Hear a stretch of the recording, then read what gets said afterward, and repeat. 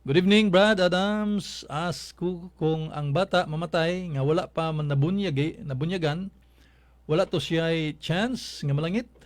Text sa tubag. Salamat kayo.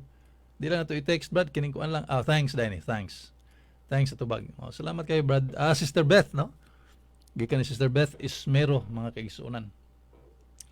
Well, nga to ang simbahan mga kaigsuonan sa klaro, no, og sa tataw nga pagka kuan pag istorya sa atong simbahan mga kaigsuonan, wa gyud na ingon nga iyang gikondinar, no, ang kadtong mga bata in town nga wala makadawat og bunyag mga kaigsuonan. Kay lagi ang atong simbahan nagtudlo kanato nga kadtong mga bata nga wa ka agi og bunyag, wa na bunyagi nga matay. Matud pa sa Catechism of the Catholic Church number 1261, atong balikon mga kaigsunan, Catechism of the Catholic Church CCC paragraph 1261, 1261.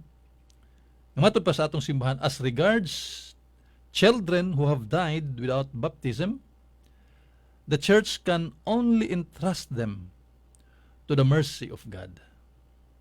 Ato pa atong interest mga kaigsunan, no, dili nato ingnon nga kuanto kini ang di na gyud mahilangit. In fact, wa na gitudlo sa atong simbahan hinuon nagitudlo nga naunta siya, no, diha sa kalipay nga way katapusan.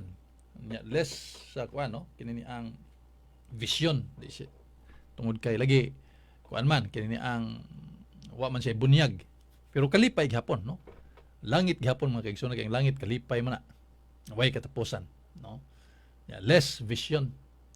Pero sa atong Catechism of the Catholic Church, let us entrust them, no, to the mercy of God. Matud pa ni Pope John Paul II atong Catechism of the Catholic Church number 1261 igsuon. So mana nga kuan, no, kini ang depende po na sa usa ka bata nga namatay. Kay kadto bitaw mga bata nga gipang patay panahon ni Herodes mga kaigsuonan, kadtong pila, no, katusanto ka mga bata gipang patay mga kaigsuonan. Kay ila tong gilutos ang atong Ginoong Kristo, wa man makita atong Ginoong Kristo sa iyang kalagot gipatay gyud, no. Manang natay Innocents Day nga nang December 28 nga atong gisaulog mga kaigsuonan, ug matud pa sa atong simbahan, there is a very good example of baptism of the blood.